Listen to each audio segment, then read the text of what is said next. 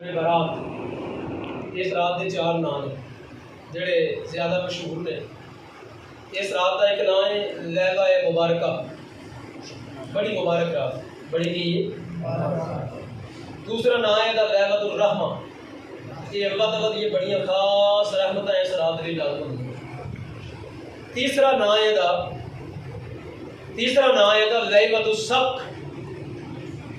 سب کہتے ہیں دستاویز، فائلہ ہوگی نا، فائلہ ایسے کئی بندے بیٹھے ہونے ملازم جڑے دفتر میں، وہ فائل جڑی ہوگی انہوں دستاویز کہتے ہیں، کیونکہ رب العالمین اس رات کو پروردگار عالم اپنے بندے دی دستاویز جڑی نے فرشتوں کے حوالے فرما دیں، ملک موت کے حوالے ہو جاندیاں نے فرشتہ کہ لو جی اس بندے نے اس سال کی ہونا روح قبض ہو جائے۔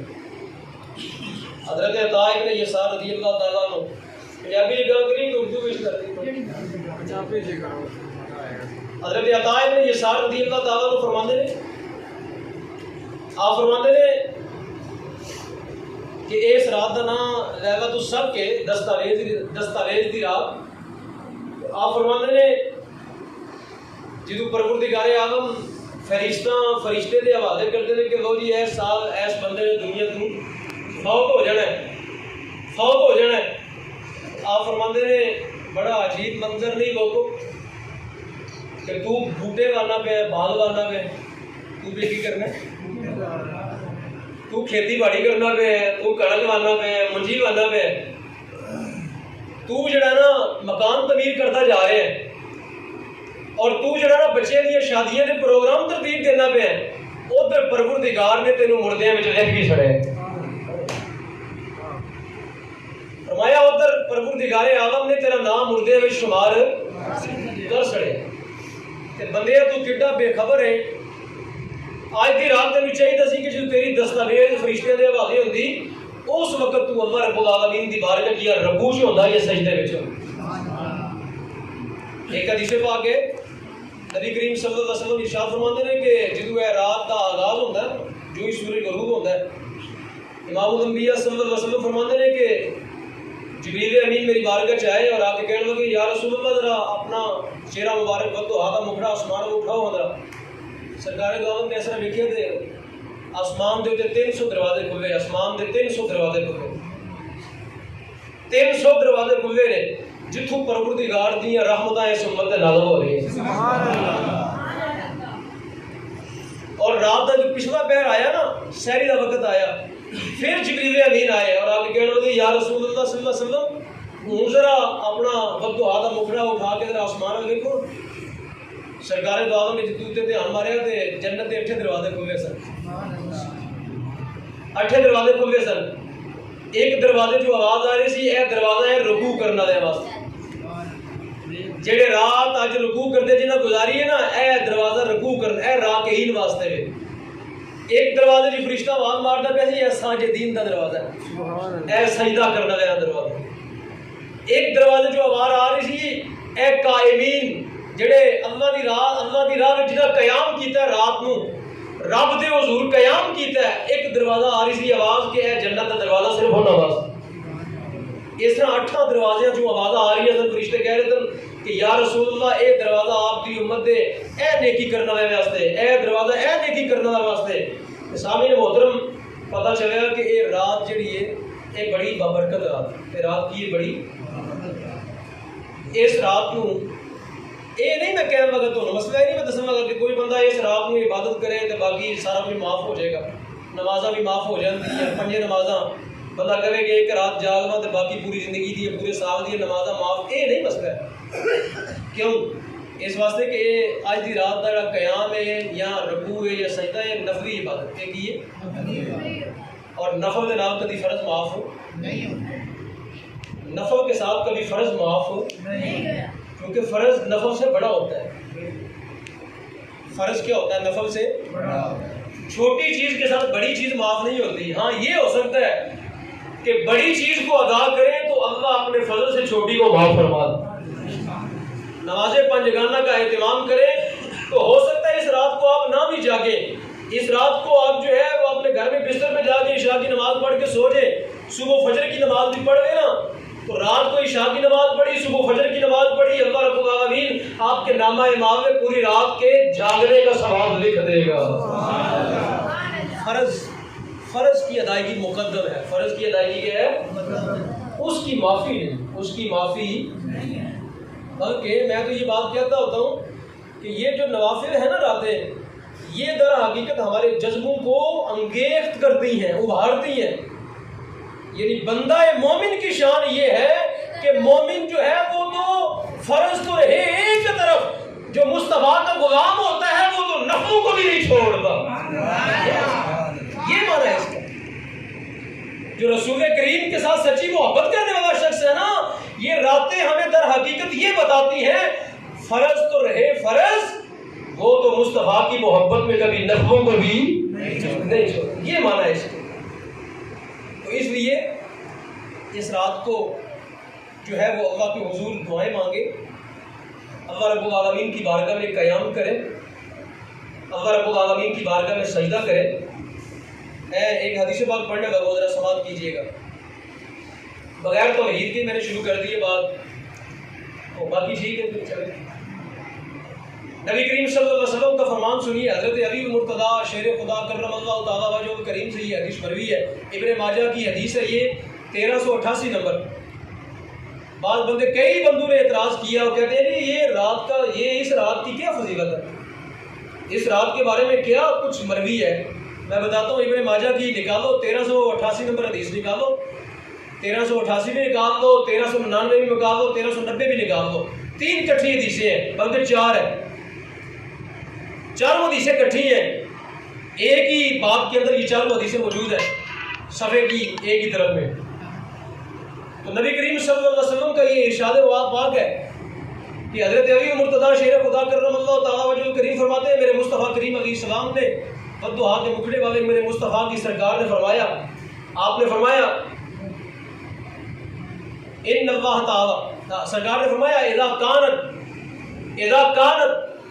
لیلۃ نصف، اذا کانت لیلۃ نصف شعبان، جب یہ والی رات آتی ہے نصف شعبان کی، جب یہ والی رات آتی ہے نصف شعبان کی، یعنی 15ویں رات آتی ہے، شب برات کی رات آتی ہے، یہ والی رات آتی ہے، اذا کانت لیلۃ نصف من شعبان، یہ شعبان کی جب 15ویں رات آتی ہے تو میرے مصطفیٰ کریم علیہ السلام آیا ان اللہ تعالی ینزل، اللہ تعالیٰ کی ذات نزول فرماتی ہے۔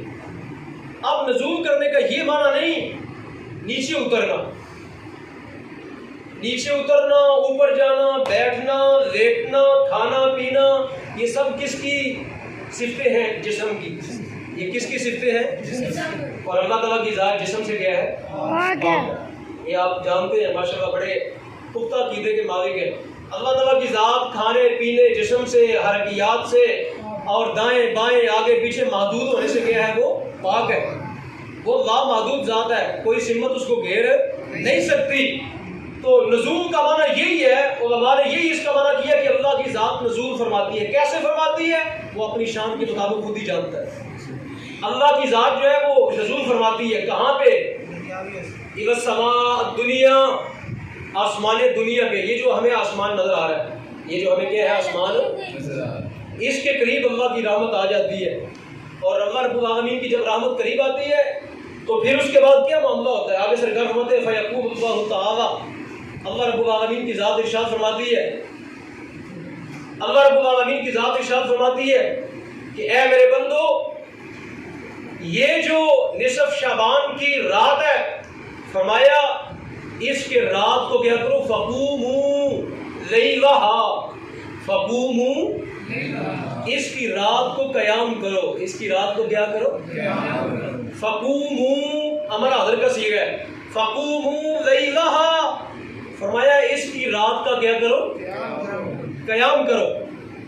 وَصُومُوا نَهَارَهَا، اور فرمایا اس کے دن کا روزہ رکھو، اس کے دن کا کیا رکھو؟ روزہ رکھو۔ یہ ہمیں محبت کی بات ہے، کسی پہ جبر نہیں ہے کہ کوئی بندہ یہ کہے کہ میں نے سن لیا تو شاید میرے اوپر لازم ہوگا، نہیں۔ آپ کی محبت ہے، آپ کی خدا کے ساتھ کتنی محبت ہے، مصطفیٰ کے ساتھ کتنی محبت ہے، یہ محبتوں کے فیصلے ہیں اور یہ رسول کریم کے عشق کے معاملے ہیں۔ کہ کوئی بندہ اس کے رات کو قیام بھی کرے اور صبح سحری کے وقت کیا کرے، اس کا روزہ بھی رکھ لے اس کا۔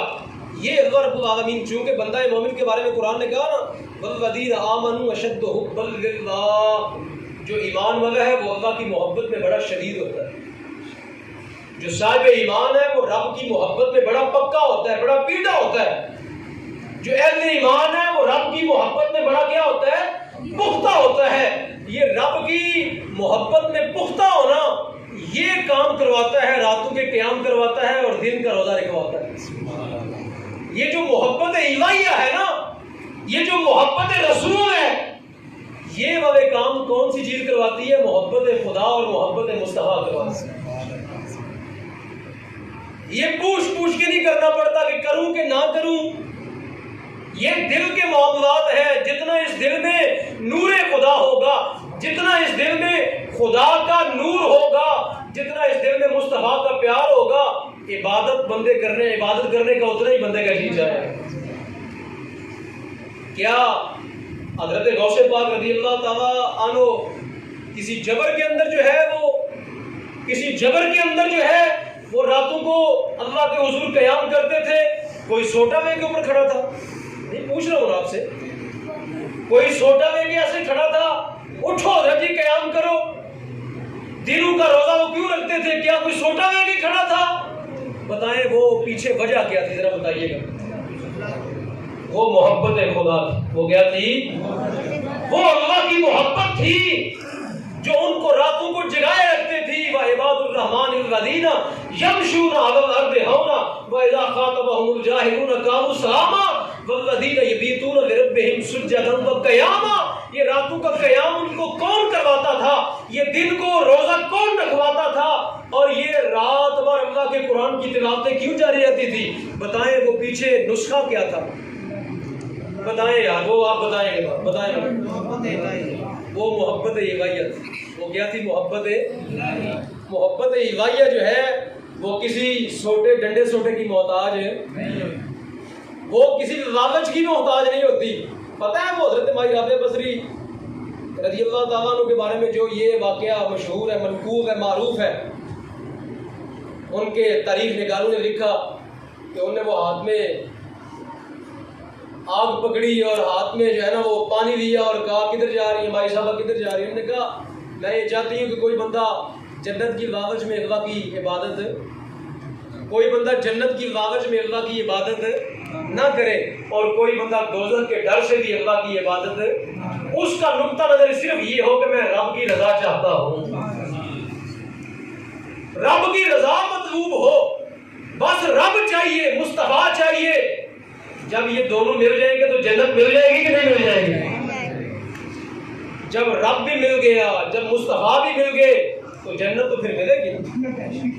وہ حضرت جو سرکار دو عالم کو صحابی وضو کرواتے تھے، جب سرکار دو عالم نے ان سے پوچھا، سرکار نے فرمایا سلنی، سوال کرو مجھ سے کیا مانگتے ہو؟ انہوں نے کیا کہا تھا؟ آسانوں کا مرافقہ کا پھر جنت، یا رسول اللہ جنت میں آپ کی رفاقت مانگتا ہوں، جنت میں آپ کی رفاقت کا سوال کرتا ہوں۔ تو پتہ چلا کہ جو اہل محبت ہوتے ہیں وہ خدا اور رسول کو مانگتے ہیں، جنت ساتھ ساتھ آتی جاتی ہے۔ جب خدا ملتا ہے، جب مصطفیٰ ملتا ہے تو جنت ساتھ ساتھ آتی جاتی ہے۔ تو اس لیے سامعین محترم، یہ جو راتوں کا قیام ہے اور دن کا روزہ ہے، یہ کسی جبر میں نہیں رکھا جاتا، یہ کسی لالچ میں، یہ کس لیے رکھا جاتا ہے؟ یہ اللہ کی محبت میں رکھا ہے، یہ مصطفیٰ کی محبت کے سودے ہیں یہ۔ تو فرمایا فَقُومُوا لَيْلَهَا وَصُومُوا نَهَارَهَا، فرمایا اس کی راتوں کے روزے رکھو اور اس کے راتوں کے کیا کرو؟ قیام کرو، اور دن کو کیا کرو؟ اس کا روزہ۔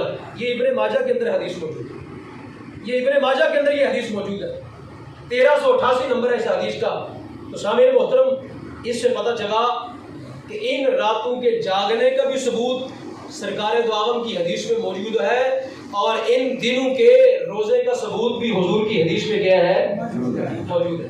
تو لہٰذا یہ کہنا کہ یہ بدعت ہے، یہ کہنا کیا ہے؟ یہ آپ نے سنا ہے کسی سے کئی لوگ فیس بک کے اوپر ہوں گے، مولوی آتے ہوں گے، منہ سے آگ نکال رہے ہیں، شعلے نکال رہے ہیں، لیلۃ القدر کو جاگنا کہاں ثابت ہے، کہاں اس کا روزہ ثابت ہے؟ آؤ تمہیں بتاتے ہیں، ابن ماجہ سے ثابت ہے۔ اس کے سوا اور بھی بہت سی حدیثیں ہیں، اس کے سوا اور بھی بہت سی حدیث کے کتب کے حوالے موجود ہیں۔ تو نبی کریم صلی اللہ علیہ وسلم نے فرمایا روزہ رکھو، روزہ بھی رکھو، اور مصطفیٰ نے فرمایا رات کو جاگو بھی، رات کو جاگو بھی۔ اب رہا یہ کس درجے کا حکم ہے، اب اس کی چیز طے کر لیں کہ کیا یہ فرض ہے، کیا یہ واجب ہے، کیا یہ سنت ہے، کیا یہ مستحب ہے؟ یہ والا مسئلہ آپ طے کر سکتے ہیں۔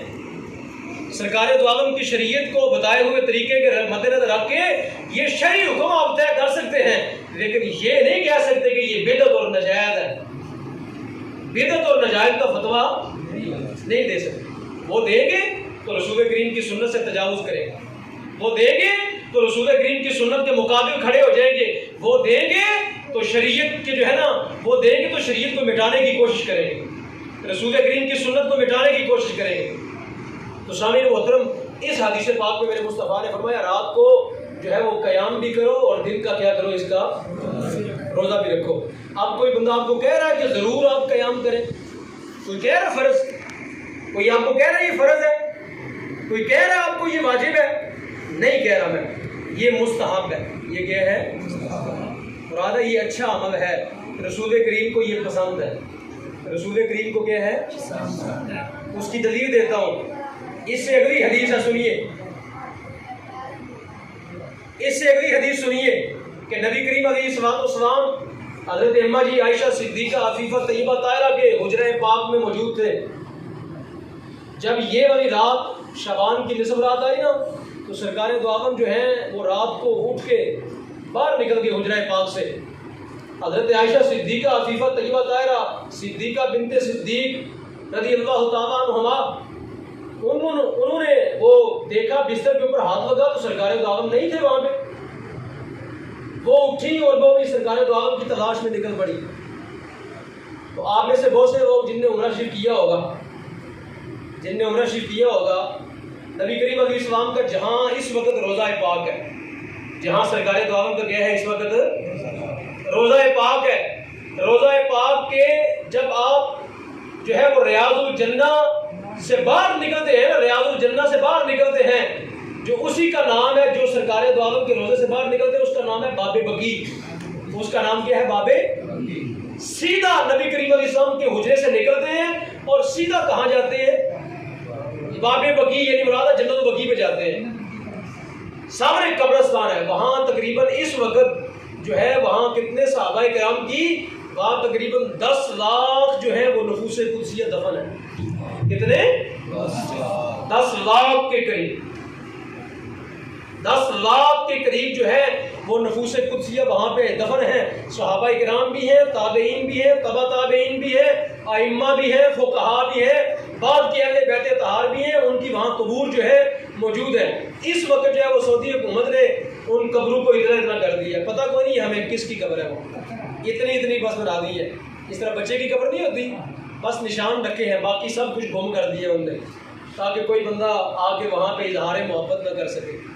حضرت فاطمہ الزہرا کی قبر پاک بھی وہاں پہ، حضرت امام حسن کا روضہ شریف بھی وہاں پہ، حضرت سیدنا عثمان غنی رضی اللہ تعالیٰ، امام جعفر صادق کا بھی، اور بہت سے دیگر بڑے بڑے جید جو صحابہ کرام ہیں ان کے مقابر وہاں پہ گئے ہیں موجود ہیں، ان کے مقبرے وہاں پہ گئے ہیں۔